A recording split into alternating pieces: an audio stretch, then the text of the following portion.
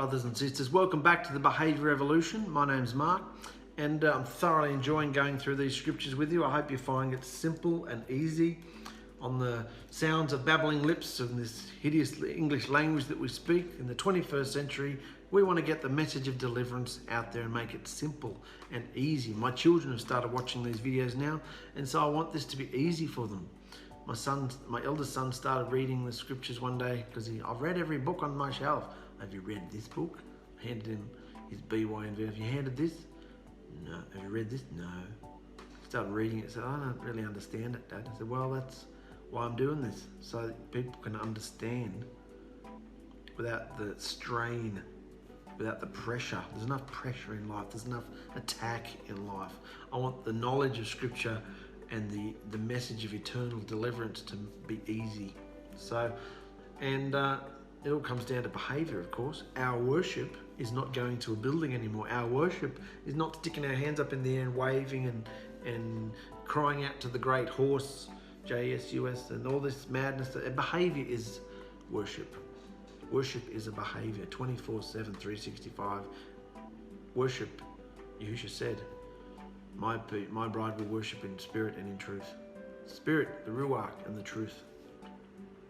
We have to perform it. It's behaviour. So last episode we talked about Yitzhak and how Eliezer, the servant, went and found him a spotless bride from his father's household. Pure bloodline, and the bloodline continued, and the pattern of marriage wasn't a big, I mean, you can have a banquet or a party, you know, a barbecue, whatever, when you have a wedding. There's nothing wrong with that. But the whole pomp and ceremony and paganism involved is not necessary, you know. So, marriage. He went into his mother's tent. He took Rivka into his mother's tent, and they consummated, and that's how marriage occurs. And we're still waiting for our consummation. We are begotten from above. We have down payment of the 𝗪𝗏 in our vessel, Yahusha's spirit in us. And we, ever since Sinai, have been betrothed to Yahusha. And that's why we celebrate at Shavuot each year, the wedding vows that were given to us. That's our anniversary. Because we've been betrothed, it's been signed. The blood covenant. Remember, we don't have a signature anymore. It's a blood was shed. The blood was shed. Yahusha shed his blood to purchase his bride legally. He paid the bride price. The bride it was his bride to start with, but she was stolen from the enemy. Because how are we his? Because whoever you serve, whoever you behave, whoever you obey is who owns you. You do what your master says. So by Adam and 𝗂𝗏 doing what the serpent, what the dragon said, they became his. And then the plan of deliverance was put in place by Yahusha. And when he came, he purchased back his bride with his everlasting perfect blood, and no more bloodshed is required. Not from our willies, circumcision, not from animal sacrifices. We don't need the temples or the priests or anything like that. No tithes or offerings. We don't need any of it. I don't want your money. I don't want any of it. I've got a job. If you need money, go and get a job. You know, oh, but I study the scripture and that's all big whoop. We all study the scripture. Go and get a job if you want money. You know, like, who are you? In the 21st century, we don't need a priesthood, we don't need tithes, we don't need to cut up animals. Forget it. Go look after your family yourself. So that's how Yahusha is. You don't work, you don't eat. Now, today we're going on to a very interesting, continuing this pattern of marriage and the seeds of that marriage between Yitzhak and Rivka. Yitzhak and Rivka, yes, they had some sons. Let's go on. Esau and Jacob. Esau and Jacob, or Jacob and Esau, pronounced Esau and Jacob. Now Yitzhak was 40 years old when he took Rivka as his wife. Remember Yitzhak? He just got his wife, took her into his mother's tent, consummated, they're married. He was 40 years old when he took Rivka as his wife, and for 20 years she was barren. I didn't know that. She was barren for 20 years, unable to have children. And Yitzhak pleaded his desire to have children with Yahusha, and he finally answered his request. allowing Rivkah to fall pregnant. But after some time, she felt dreadful kicking and struggling in her stomach, causing her to worry. So Rivkah spoke to Yahusha, "Why do I feel like this? What's wrong with me?" The scripture says they prayed, they did this, they meditated and they prayed. I've tried to take out all the religious words because people go, "Oh, they were praying." Kneeling at the end of their beds, praying. No, prayer in scripture, in the ancient scriptures, prayer just means communicating. And you can do it anywhere, anytime, even inside your own head, you can communicate with Yahusha. You should be. I hope you are. So I just made it easy. So she felt pain, so she spoke to Yahusha. "Why do I feel like this, Father? What's wrong with me?" And Yahusha comforted her, saying, "The reason there is so much pain and struggle in your body, my daughter, is because you are carrying 2 babies. And these 2 boys will become 2 mighty nations on the earth. One will be more powerful than the other, and the older will serve the younger. So don't be afraid." There's massive significance in that sentence there. The older will serve the younger, because we've touched on it with Noah's sons, about him blessing and cursing certain sons. But the whole idea of inheritance and birthright, we're going to go into that shortly. More cultural stuff for you to understand what's going on and what Yahusha is doing today as well. So remember that sentence there in the all caps. The older will serve the younger, because traditionally the oldest is the boss. He gets more inheritance, he gets more say, more authority, passes on the line from the father, he's the top dog. What is this prophecy? What does Yahusha say to her? The older son will serve the younger. So don't be afraid. So they're kicking her, they're fighting, they're having fisticuffs inside the womb already. She's feeling a bit nauseous, and what's going on? So he says, "It's okay, you're having twins." No doubt Rivkah would have told Yitzhak about this. If Yahusha talks to you, you'd tell me, you'd tell everybody, wouldn't you? You'd tell your husband. So no doubt Rivkah would have told Yitzhak about this. So they both would have known about Yahusha's plan regarding the firstborn son. And so would the boys too. They would have told the boys when they were old too, because it would have been a phenomenal thing. Yahusha didn't live inside them at this point. So like I was saying in episodes ago about the altar, whenever Yahusha spoke to you, most of the time you just were ecstatic. Wow, the Creator spoke to me. Quick, build an altar. Let's burn something. Let's scratch some messages in it, and we're going to remember this place forever. That's what they did at 𝗓𝗏. They called it the house of Elohim. This is where Yahusha met with us. So she's been spoken to by Yahusha. So she would have told everybody. This is what he said, and the younger one, the older one's going to serve the younger one. That would have been a freak out in itself, because that wasn't done. The younger one always served the older. But not in this case. So the point of this turquoise writing here is that it's saying that everybody would have known. It wouldn't just have been a secret. Everybody would have known. And after 9 months, Rivkah gave birth to twins. Twin boys, as Yahusha said she would. The first boy came out bright red and covered with thick hair like a carpet. So Yitzhak and Rivkah called him Esau, meaning hairy, and red like a lentil bean. This is the beginning also of... So then, holding on to his brother's heel the whole time while he was born. They're not only having fisticuffs in the womb, he's holding on to his brother's leg. "Don't you come out without me. You're not leaving me behind." He's trying to get out first. He's trying to usurp. He's trying to get out there. Jacob came out next, holding on to his brother's heel. So Jacob means grabbing the heel, or to deceive. So we'll see about the deceiving later on. But so can you see how the names mean something? He came out holding his brother's heel, so they called him Jacob, which means grabbing the heel. And as the boys grew up, Esau became a cold, ruthless hunter and loved going out wild in the fields, killing anything just for the pleasure of it. So he was a bit bloodthirsty. Even if he wasn't looking for food, he just liked killing things. He was a savage. That was Esau. But his younger brother Jacob had a much quieter, peaceful personality and enjoyed staying inside the tents, studying and writing. so he was more knowledgeable, he had more of an education, studied and knew how to write. Yitzhak loved his firstborn son Esau more because he was a rough and tumble lumberjack beast of a man. And Yitzhak looked forward to the nosh-ups, the feasts from the wild game that he brought home every day. So his father preferred Esau, who was a savage guy who brought him home yummy food all the time, baked him up food all the time that he'd hunted. But Rivkah, however, loved her younger son Jacob more and much preferred spending time with him. He was a softer, more quieter disposition. That was his personality, his behaviour. And we can see that in our, I've got 4, now 5 boys in my family, and have I? 6. I've lost count. I've got 6 boys now, and 2 girls. So, and there's so many different personalities.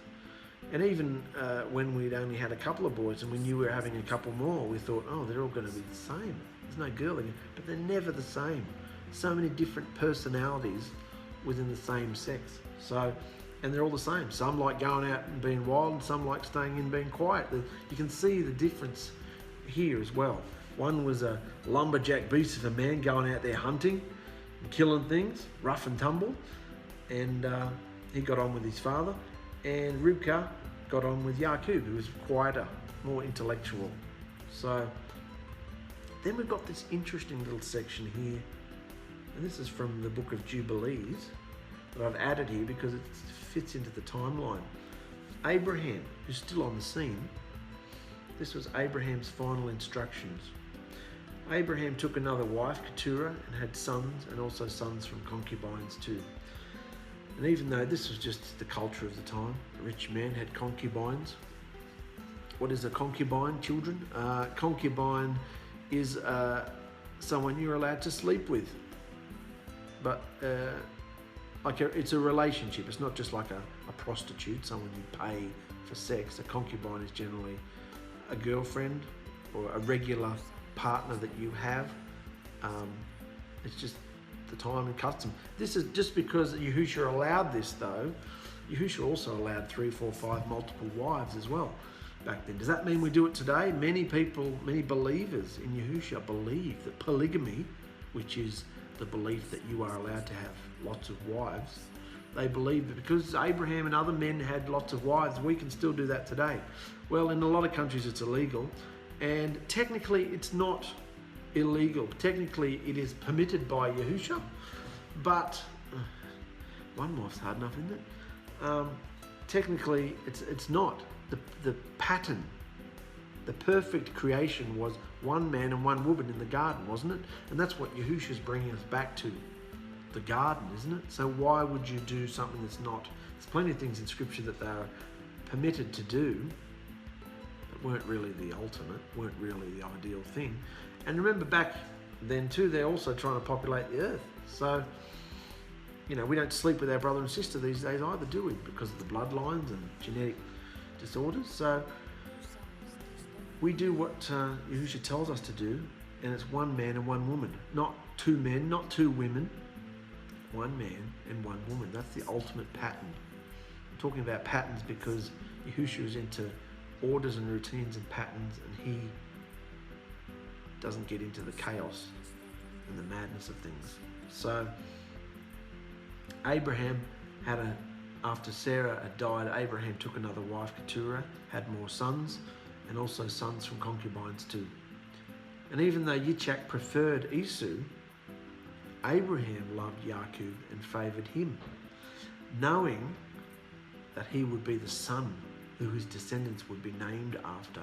How did he know that? And he called Rivkah, knowing she felt the same, saying to her, how did he know that Jacob was going to be called Yisrael, and how his people going to be called Yisrael? Yahusha must have told him. So even though Yitzhak preferred Esau, Abraham loved Jacob and favoured him as well. Not only his mother, but Abraham favoured him, knowing that he would be the son whose descendants would be named after. And he called Rivkah, knowing she felt the same, and said to her, I don't have much time left, my daughter, so please watch over Jacob for me. For through him a mighty chosen people will arise in the midst of the nations, a treasured possession of Yahuwah, and a fulfillment of promises made way back since Shem, about the bloodline. I know that my son Yitzhak prefers Esau, but your eyes are upon Jacob, so treat him well, love him, and rejoice in the promises regarding him. For trust me, the whole earth will be blessed through him, and his descendants will be as many as the sand on the seashore. Interesting that he says the whole earth will be blessed through him and his descendants, because that's what the tribes of Israel were supposed to be. It didn't happen like that, but they were supposed to be a chosen people to set an example for the whole world to see, look, if you want to be protected, if you want to be blessed, if you want Yahusha's presence, his Shekinah in your nation, follow the instructions and be obedient, be grafted into this nation. Yahusha didn't want just one nation. He didn't just want Israel. He wanted the whole world to come under his instructions. He wanted them to see how amazing Israel was. But of course, Israel dropped the ball. Anyway, back to the prophecy. This is what Abraham said. So, calling Jacob to his mother's side, Abraham kissed him and said, Jacob, my darling boy who I love, may Yahuwah bless you from above and favor you as he did Adam, Canok, Noach, and Shem. And may all the amazing things he promised me pass on to you, my son. Don't let the spirits of the wicked one rule over your family, in case they steal you from this land and destroy you. Interesting instruction, isn't it? It's telling him what's what. Let the promises of my descendants pass on to you, of my ancestors pass on to you. Don't let the wicked one take you away from the land. My son, separate yourself from the nations. Don't eat with them, and definitely don't behave like them, or even hang around them, for they are unclean, and all their ways are a pollution and an abomination. If something happened to me and I was laying on my deathbed and I had to talk to my children, this would be very similar. Don't just separate yourself from the nations. Don't eat with them, and definitely don't behave like them. Don't behave like them. Don't be impressed by the nations. It's all a rip-off. It's all smoke screens. It's not what it seems to be. It's not who they say. No one is who they say they are. As much as they're trying to batter their eyelids and seduce you and impress you, once you see behind the veil at the wizard, it's just nothing. It's all lies. What is it? The proverb? The lips of a harlot taste like sweet honey, but afterwards it's the sting of a viper, something like that. So don't behave like the nations. Don't even hang around them, for they are unclean, and all their ways are a pollution and an abomination. They sacrifice their own children to the dead. They worship evil spirits. They sacrifice their own children to the dead, and they worship evil spirits. They eat over the graves, and all their works are vanity and nothingness. Abraham actually said this to us. They have no heart to understand, and their eyes do not see what their behaviour really looks like to Yahuwah. This is the wisdom he gave to Jacob. And Abraham called Ishmael. Hey, Ishmael's back. G'day, Ishmael. Ishmael's back. He's got a nation of his own now too. Remember Ishmael, the son he had before Yitzhak came along with the servant girl, Egyptian servant girl Hagar? This is Ishmael. Ishmael's back, everybody. Abraham called Ishmael and his 12 sons, plus Yitzhak and his 2 sons, and also the 6 sons of Keturah and their sons, so basically all his sons. And he commanded them that they should observe the way of Yahusha, staying on his path of obedient behaviour, and to love each other, making sure to circumcise their sons according to the blood covenant which he had made with them, and not to stray to the right or to the left from the path which Yahusha had commanded them. Good instruction. Don't get seduced. Don't go. Don't get impressed wander off your path.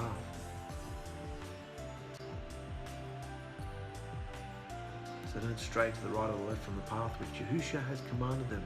He instructed them to stay away from all fornication. What's fornication? Fornication is sex, sexual intercourse, sexual behaviour, sexual deviousness, pornography these days, anything that's to do with sexuality, anything that's basically to do with sex but not between a husband and a wife, it's fornication and uncleanliness. So stay away from fornication and uncleanness. And if any woman or maid committed fornication, to burn her with fire, and not to take any wives from the daughters of Canaan. Don't take any wives from the daughters of Canaan. For the seed of Canaan would be rooted out of the land. Interesting prophecy there too. The seed of Canaan will be rooted out of the land. Doesn't happen for a long time. Till Joshua comes along. Yahusha. Joshua. So, this was the culture back then. If any maid was caught committing fornication, burn her with fire, and don't take any wives from the daughters of Canaan, for the seed of Canaan would be rooted out of the land. And he reminded them of the judgment of the giants. He reminded them about the Nephilim and how they were destroyed in the flood. And he reminded them of the judgment of Sodom and Gomorrah. Remember Sodom and Gomorrah, the fire that came from the sky and destroyed the city with Lot in. They ran away. And how they had been wiped out because of their wickedness. Who today remembers any of these things? And who today in the 21st century gives a rat's? Who cares? And that's why when the fire comes from the sky and destroys this whole planet, because of the lawlessness, we can't say we weren't warned, can we? I beg you, my sons, love Yahuwah and guard his instruction tightly in your heart. Tightly in your heart. Do not stray after the false idols of the nations and after their uncleanliness. For they're all fake. There's no power or spirit in them. Just stuck up vanity. The works of men's hands, and everyone who trusts in them actually trusts nothing. Imagine, boys, building a big Lego man, and it's very impressive. The best Lego man everybody's ever created. You sit it there, and everybody has to think about it all the time. And then we start praying to the Lego man, and then we start, offering sacrifices to the Lego man, and asking the Lego man to give us a good day today. Please, Lego man, send us lots of clients today and give us lots of money. Please, Lego man, protect my children. Oh, such and such isn't feeling well today. Please, Lego man. You see how stupid that is? Josiah will come along and say, well, hang on a second. I made that Lego man. What are you worshipping that for? You should be worshipping me. I'm the one who made it. This is how Yahusha feels when we're bowing down to pieces of wood, pieces of stone, silver and gold, which Yahusha created. We won't worship Yahusha. We'll worship the idol, the object. It's stupid. It's ridiculous. So Abraham's telling his children, they're all fake. There's no power or spirit in that idol. Just stuck up vanity, the work of men's hands. And everyone who trusts in them actually trusts in nothing. It's the same as religion. There's nothing, it's not real. Religion is not real. They're all standing there doing song and dance and sermons every Sunday morning. It's not real. Then they go back to their lives and it's BS. They've wasted their whole life in religion. There's nothing there. Everyone who trusts in them trusts nothing. It doesn't exist. But serve and follow Yahuwah so that he may find pleasure in your behaviour and give you favour. This is someone who knows what he's talking about, because Yahusha found pleasure in Abraham's behaviour. So let him find pleasure in your behaviour and give you favour, and send the rain upon you morning and evening, and bless all the work of your hands, giving you bread and water and the fruit of the womb, and cattle and flocks, so that you may be the envy of all the nations. And you shall all be blessed in his mighty name, as I have been. So Abraham knows what he's talking about. He's given out all his secrets. This is what I did. Continue it on, boys. Don't let that wicked one take you out of the land. And he gave gifts. He gave gifts to Ishmael and to his sons, and to the sons of Keturah, and he kissed them and sent them away. And to Yitzchak he said, "My son, I am old and don't know when I'll die. I'm 175 years old, and throughout my life I have remembered Yahuwah and sought to please him with all my heart and to walk uprightly on his path. I have absolutely hated the idols and also the behavior of those who serve them. And I have given my whole being over to the will of him who created me.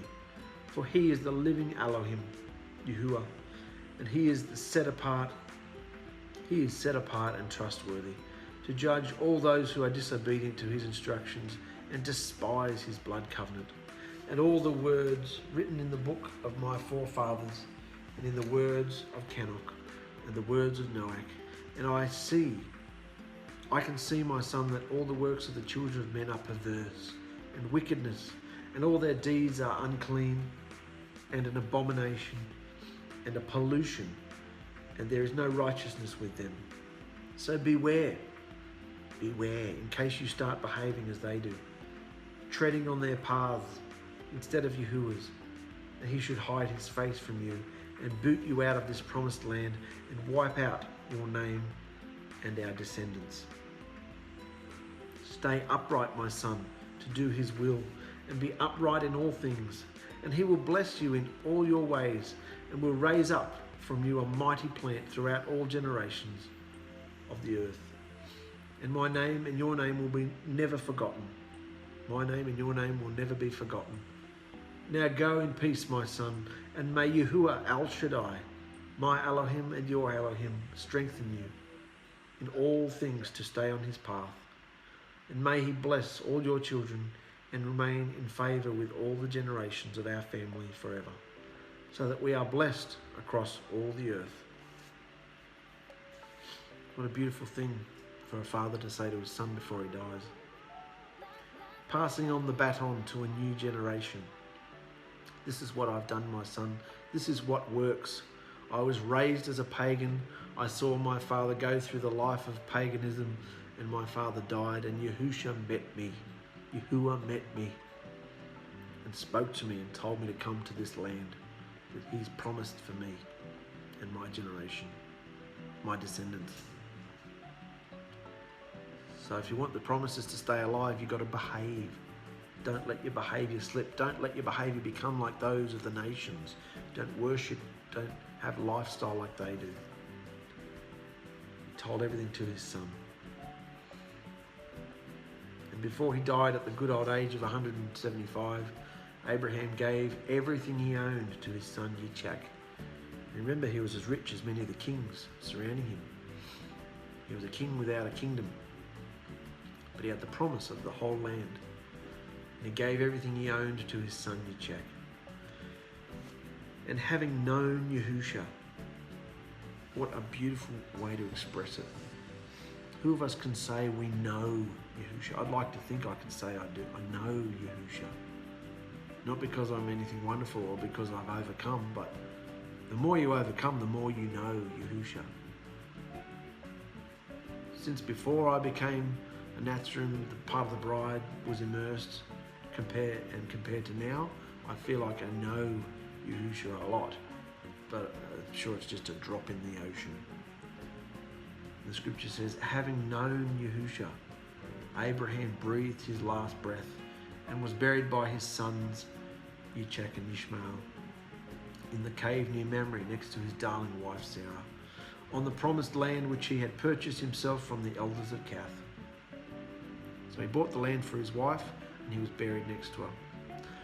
And despite being born into a pagan Chaldean culture, Abraham found favor in his life because of his strong belief in Yahusha's promises. And his obedient behavior allowed him to pass through, which is what the word Hebrew means, pass through. His obedient behavior allowed him to pass through into an eternal blood covenant of deliverance with Yahusha. Yes, this first recorded Hebrew, he was the first man ever called a Hebrew. This first recorded Hebrew, a man who spent 100 years of his life with no children, became the father of many nations. Isn't that amazing? And that's where the story of Abraham ends. That's been quite a journey going through Abraham. I've thoroughly enjoyed getting to know Abraham and what Yahusha did through him. And he was the first man who was really established in the blood covenant of deliverance. The blood covenant that was spoken to Noah was more of a one-sided, I won't flood the earth anymore. But the same blood covenant, but the blood covenant lifted up with Abraham, which involved the shedding of human blood, the circumcision. It all came through Abraham. And he had to behave a certain way to get Yahusha's attention. He had to hear his voice and go, yes, I'll do that. Many people would have said, oh, what's this? I'm going mad, I'm hearing a voice. No, not at all. I think we've got time to go on to Esau. Esau sells his birthright. And we're going to learn a lot about the birthright in this and what the importance of birthright was in Scripture. So Esau and Jacob have grown up now. And this is overlapping the time that Abraham has died, because the whole family's in mourning. I'll explain to you why. Now, while Yitzhak and Rivkah were still mourning the death of their father Abraham, it was customary for none of the immediate family to cook or do any domestic duties. So Jacob, the grandson, began cooking a comforting stew for his parents, even though the men didn't usually cook. That's why Jacob was cooking. Usually the men didn't cook. The wives did that, and the servants and all the others, they were cooking. So why was Jacob cooking? Because during the time of mourning, none of the immediate family would cook. So Jacob decided to cook a comforting stew for his parents. But Esau couldn't care less about spending time with his family, and thinking only of himself, buggered off, went out to hunt. This is what a misery bunch, I'm going out to hunt. Starts showing you their behaviours. There's a nice picture there. They would have had much blacker skin than that, but their skin is starting to get slightly lighter through the ages, but it still wouldn't have been white. But that's just showing you the difference. One was a mighty hunter with red hair. Apparently he had red hair. And one was not a hunter. He was in the tents. So here's an interesting thing I read too, which I've added. It has been recorded that this was the day that Esau ambushed Nimrod. Some believe Shem killed Nimrod. Others, based on the book, what book was it? It doesn't say here. Didn't write it down. I think it was Jubilees. Either Jubilees or Yasha. Says that it was recorded that this was the day that Esau ambushed Nimrod while he was hunting with his men, and he cut off his head during the battle. So he killed Nimrod. Esau killed Nimrod. So Esau actually returned home not just tired, but completely war-torn and bruised from combat. He hadn't just been out hunting. He'd been in battle. He'd been in full-on combat. So he came back war-torn, clothes ripped and tattered, and he was just exhausted, almost on his deathbed apparently. He was just completely war-torn and injured and everything like that. And later that day, Esau came home completely exhausted and caught the wafting smell of the delicious lentil stew that Jacob was making. And his stomach grumbled within him.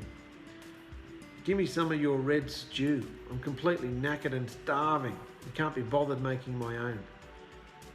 That's how brothers talk to each other, isn't it? Give me some of your stew.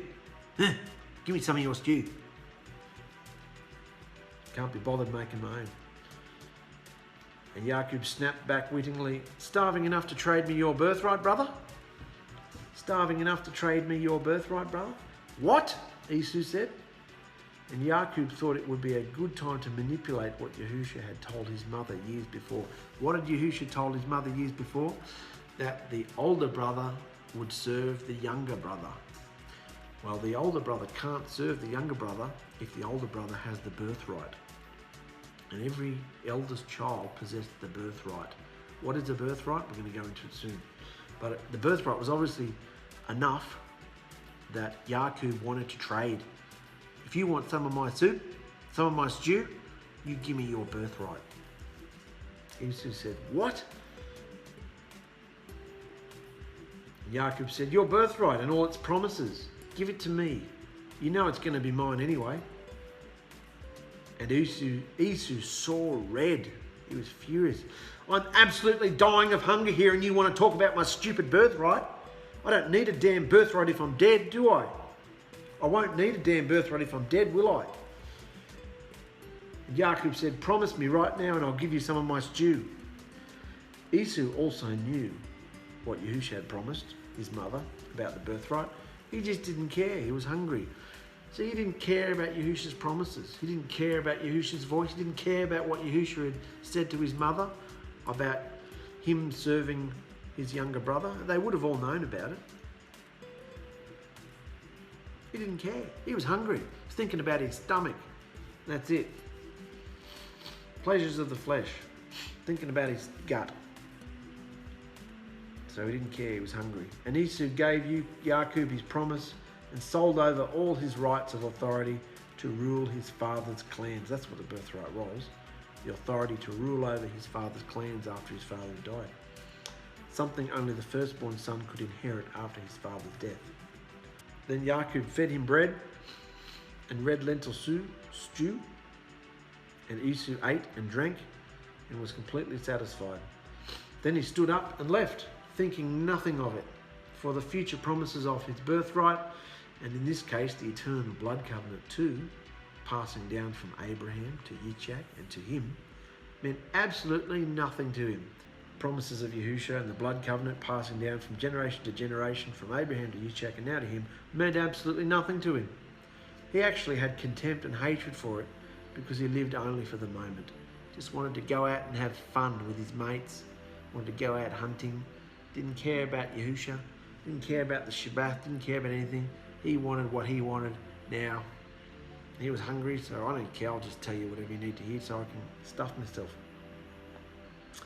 And from then on, Esau was actually called Edom, which means red, after this stew incident. Ancestor to the future Edomites.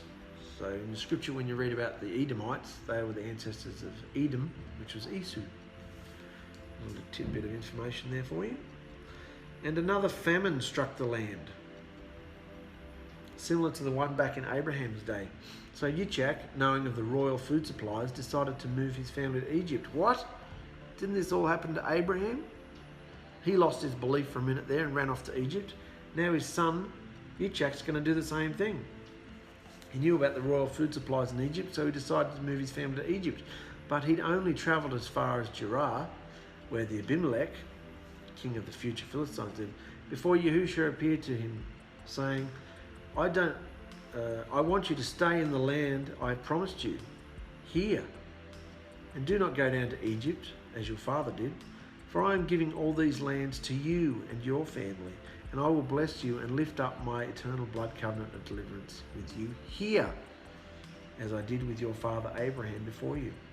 Your descendants will be as many as the stars in the sky, and through you every nation of the earth will be abundant. I'm offering this promise to you as I did to your father, because he obeyed my voice and guarded my instructions. So stop running away, trust me, and stay put. This is the land you're supposed to stay in. So Yitzhak stayed and lived in Gerar, where the dangerous pagan people had no fear or respect of Yahusha. And after a while, the men started asking about his wife Rivkah, because remember, she was very beautiful. So Yitzhak told them that she was his sister. Oh, deja vu. Thinking to himself, my wife is gorgeous, and the town folk will definitely kill me just to have her for themselves. This is what Abraham went through with his beautiful wife Sarah. Deja vu. But one day, after they had lived there a while, the Abimelech, king of Gerar, looked through a window and saw Yitzhak kissing and cuddling Rivkah, and went and said to him, hey, it's obvious this woman is your wife, so why did you lie to us and say she's your sister? And Yitzhak said, because I was afraid someone would kill me just to have her for themselves. And the Abimelech was angry. Why have you done this to us? Someone could have very well gone and slept with your wife and brought all that guilt upon us. So the Abimelech commanded all his people, saying, anyone who lays a hand on this man or his wife will be put to death. Yitzchak had just like Abraham, had a reputation. Prince of Elohim. So they were afraid to go lay a hand on him because of the protection and things that happened around them. Later that year, Yitzchak planted a crop and Yahusha blessed it, producing a huge harvest for him.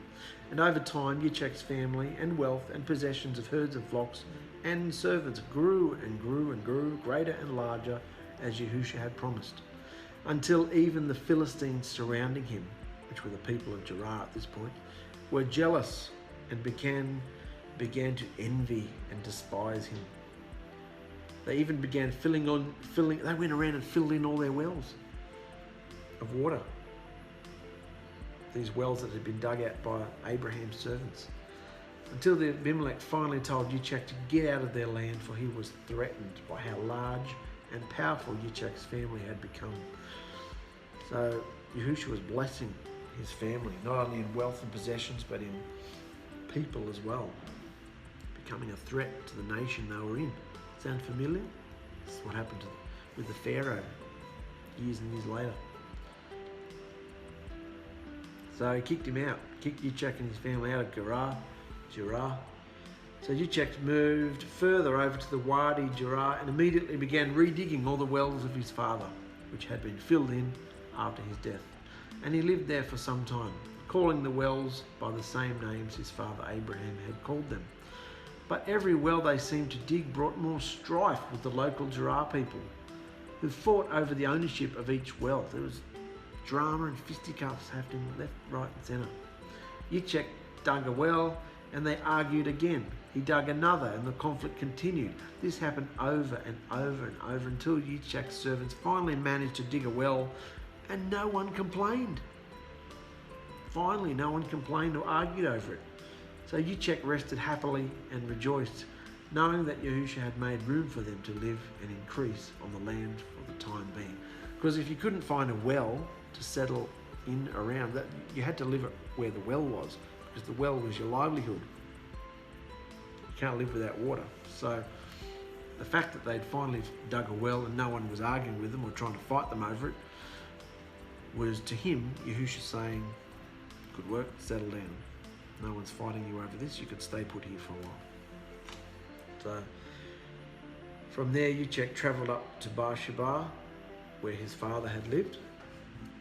And Yahusha appeared to him that same night, saying, I am Yahuwah Elohim, mighty one of your father Abraham.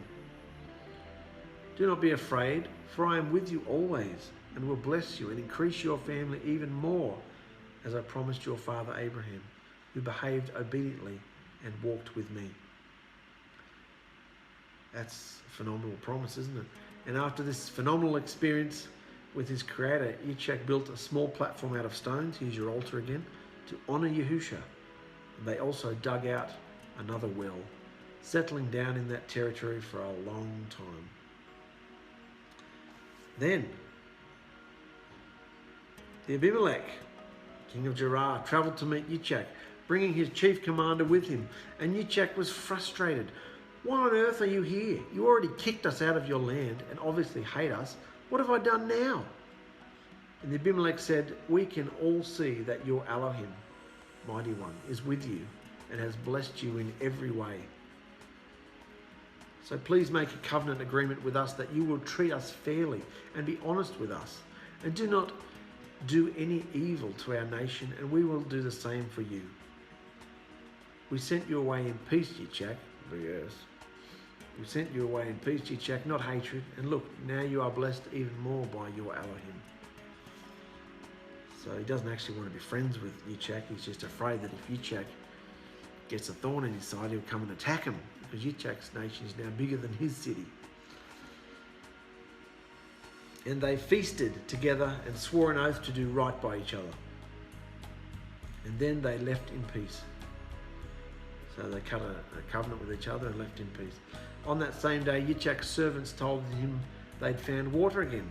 So they called the well Sheba, which means oath, That place is still called 𝗪𝗪𝗧𝗏, well of the oath, to this day. So even though we've been hearing about 𝗪𝗪𝗧𝗏 for chapters and chapters and videos now, this is where they actually called it 𝗪𝗪𝗧𝗏, well of the oath, to this day. This is where it got named. And Yitzchak's son Esau was living a rebellious lifestyle. So he didn't care. Didn't care about his father, didn't care about his mother, his covenant, the blood covenant, didn't care. Couldn't give a rat's, mate. Esau was living a rebellious lifestyle outside of his father's covenant, which upset his parents very much. He had no interest in the promises or instructions of Yahusha, and at 40 years old, he married 2 local pagan Hittite women. What were they told specifically not to do? Do not marry women from the local Canaanite women, because they're idolatrous harlots, they're whores, mate. And the bloodlines are tampered with. It's a cursed bloodline of Ham, the Canaanites. Anyway, he married 2 local pagan Hittite women, Yehudith and Basemath, who were not from the clean Hebrew bloodline. Something Abraham had insisted Eliezer never do when finding a wife for Yitzchak. Even made him put his hand on his willy to promise it. Do not go to those women. Go to my family. Made a blood promise with him. Insisted Eliezer never do and find a wife for him, but to stay within the clean bloodline of his relatives, so that the blood covenant would pass from generation to generation. The clean bloodline had to pass from generation to generation. And this is the section I was telling you about before, about the blood, the firstborn. Because I want you to understand this, because it comes up later. I'll take that up to the top. Every firstborn son received both the birthright and the blessings. I didn't even know the difference between this before I studied it. I'd heard about the birthright, and that's what I knew. There's 2 different things that the firstborn son gets. He gets the birthright, because he was the firstborn, and he gets the blessing also. Every firstborn son receives both the birthright and the blessing. It was an inheritance with 2 parts. So what's the difference? So have a look over here. The birthright, and we'll read down here. The birthright, this was the authority to rule as the head over the whole family and any clans after the father dies. So this was the authority to rule. The birthright was the authority, and the blessing, each child, because after the father died, his wealth was divided amongst all his children. Each child received some of the father's wealth. However, after he died, however, the oldest got a double portion. So every child, the wealth was divided up amongst all the father's children after he died, but the oldest child got double. Does that make sense? So that was the blessing. So there's the birthright and the blessing. I want you to remember that, because Jacob traded his brother. He got his brother's birthright. Remember? Esau traded his birthright for a bowl of stew. That's how little his birthright meant to him. And look what the birthright is. The authority to rule all his father's clans after his father dies. He traded that for a bowl of stew. So Jacob had attained himself. I mean, Yahusha promised and told their mother, Rivka, that this was going to happen.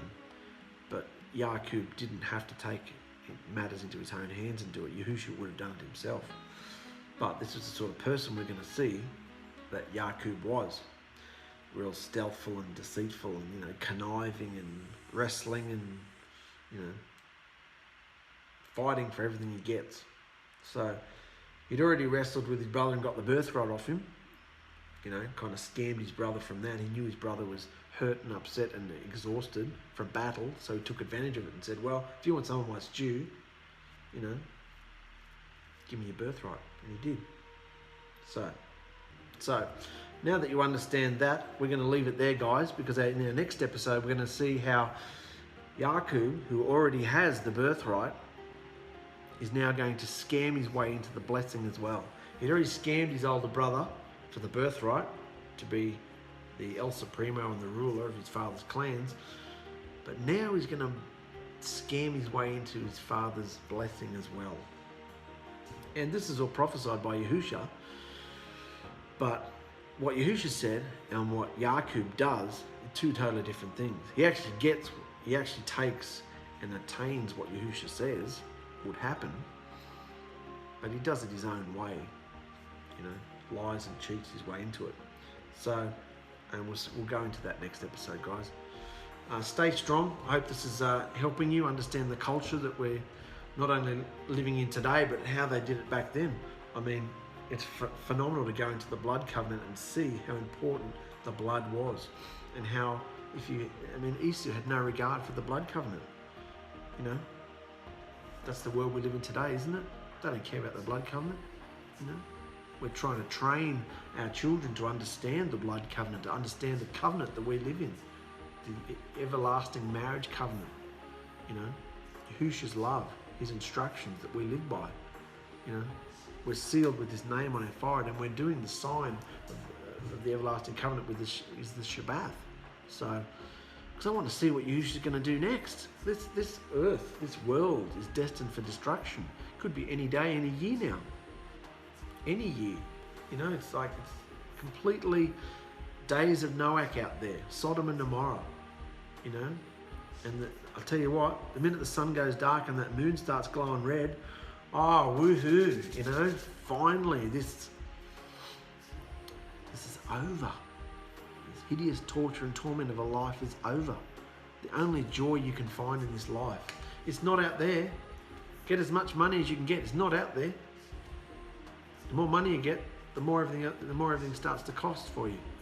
Because the lust of the flesh is insatiable. The only pleasure you get in this existence is Yahusha's instructions, Yahusha's love, Yahusha's ruach inside us. So put your eyes there, brothers and sisters. I love you, and stay tuned for more exciting episodes coming up. Bye-bye.